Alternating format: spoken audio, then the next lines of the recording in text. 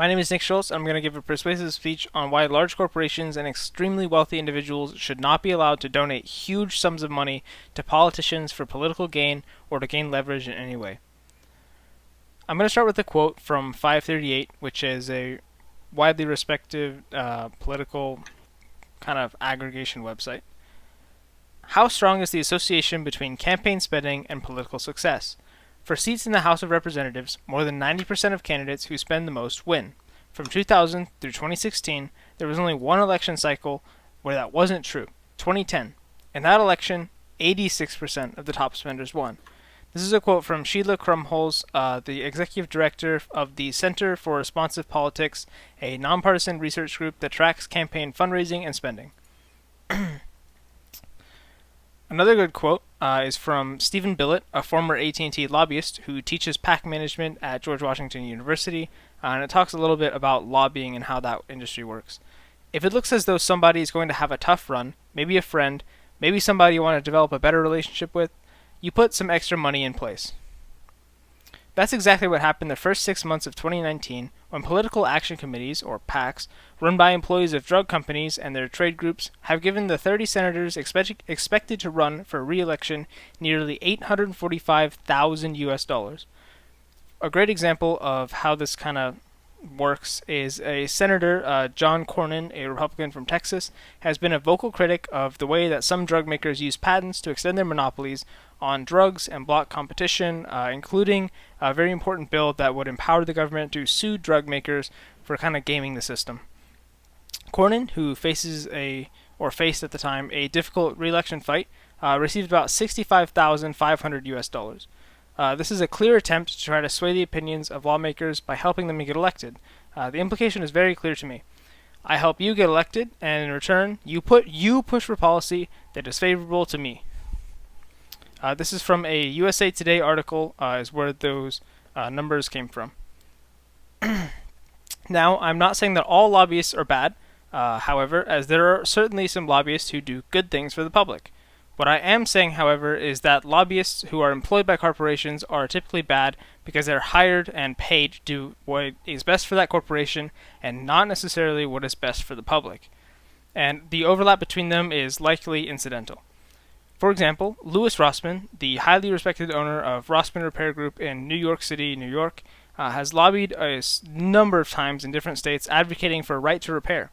He does so because he believes he should use his position as someone who can afford to travel to advocate for the majority of average citizens who are in favor of right to repair legislation. The difference here is that he is not employed by a company who would benefit from right to repair to lobby for it. In fact, he makes his money by repairing electronics, so if anything, he might be negatively impacted from a monetary standpoint if right to repair legislation were adopted, because people would be allowed to fix their own electronics rather than relying on companies to do it for them. Despite this, he still lobbies for right to repair because he knows it's what's best for the people, and he's absolutely the exception. Some ways you can see what Louis Rossmann does is rossmanngroup.com or youtube.com/user/rossmanngroup. That's 2 S's and 2 N's. Another excellent example of how money in politics can be bad is Trump and the Saudis. So in 2015, according to BusinessInsider.com, Trump bragged about his business dealings with the Saudis during a 2015 campaign rally in Mobile, Alabama. He said, "I get along great with all of them. They buy apartments from me. They spend $40 million, $50 million. Am I supposed to dislike them? I like them very much." Business Insider goes on to say that the willingness to defend the Crown Prince and Saudi Arabia despite the CIA's assessment that Mohammed ordered the killing of a well-respected journalist back in 2018 raised questions about Trump's motives and, in particular, his direct ties to the country. Trump responded with, "For the record, I have no financial interests in Saudi Arabia, or Russia for that matter," he also added, naturally. While he technically has no financial interests in Saudi Arabia, the Saudi government does pay for and boosts his ongoing financial interests as president. For example, a visit from Saudi officials to Trump's Trump International Hotel in New York City helped boost the hotel's quarterly revenue by 13% in 2018's first quarter, again according to BusinessInsider.com. Also, according to Business Insider, a lobbying firm connected to the Saudi government also paid $270,000 to the Trump International Hotel in Washington, D.C. between October 2016 and March 2017. That is a huge amount of money, and he is actually under investigation from this, or for this. The last point I wanted to touch on is a quote from a Princeton.edu scholarly research article from professors there.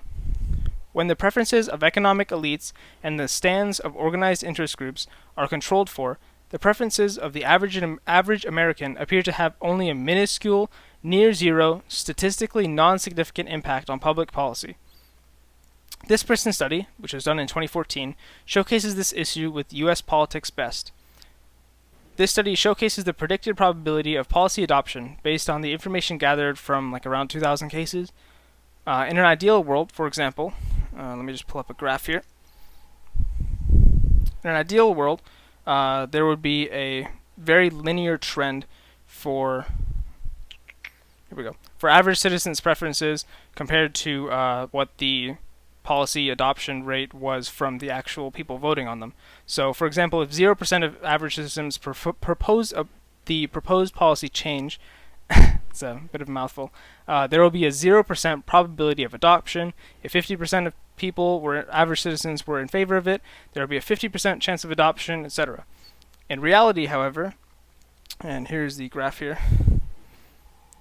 In reality, however, the average citizen's preference really has no effect on the, at least a very minor effect. There's a very, very slight upward trend in that line. But it really has almost no effect on the proposed policy's probability of being passed.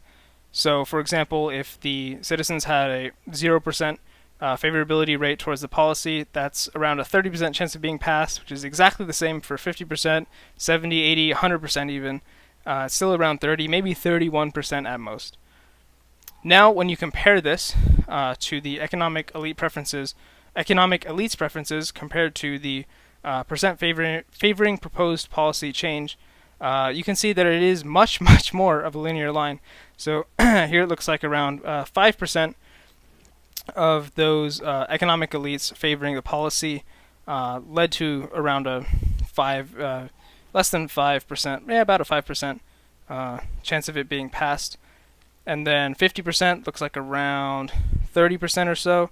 And then once you get up to 90%, that's about a 60% chance of it being passed, which is absolutely incredible compared to the just constant curve, not even curve, just literally a flat line of the average citizen's preferences compared to what the people they voted in actually did. So, as we can see then, based on that, having money influences policy change very clearly and really allows the elite to do whatever they feel instead of the policy makers changing and doing what the actual average citizens want. In conclusion, money from large corporations or the extremely wealthy should not be allowed to influence politics at the degree that they do currently. They should absolutely be allowed to donate money in small amounts, the same as everyone else, but not to be able to donate millions of dollars to politicians to the point of swaying their beliefs and literally bribing them. Thank you for listening to my persuasive speech, and I hope you see things more my way. Feedback? I thought your speech was very good this time. Your arguments were actually really good, and you cited your sources, and you used that to show. You showed the graph, and the graph was really telling. Yeah, you did a really good job this time. The arguments were really clear, and you tied in your evidence well. Okay, thank you, Matthew, Laura. It looks like Laura's loading in or something. Nick, I thought that was really good. I really appreciated like you said, that the visual aids, that was very helpful, especially the lines on them. I thought it didn't sound like super monotone or anything, so keep that up. I had lots of hand movements as well. Your thesis, everything was very organized, and I really appreciated it. Very easy to follow along and understand and process through what was going on. So I really did like that. I honestly think that was a really good speech. So good job. Okay, thank you. Laura? Yeah, I liked it. I would have wanted more examples from like specific like actual corporations, but overall, like these your entire speech ended up being more about just money and politics, which is fine because you can obviously apply that to corporations, but I think drawing that conclusion for people would be good, or drawing that connection would be good. I like the way that you explained the graph. That definitely was telling, especially from like Princeton. That's a good source. Um, really good job on explaining that. Helped me understand it definitely. Sounded a lot less like you're reading, which is good. A lot more conversational. There's still a bit of like a swaying, which again was a bit distracting, but it was better than last time. So yeah, good job on that. Okay. Well, thank you all, and thank you for listening to my speech. Have a wonderful rest of your evening.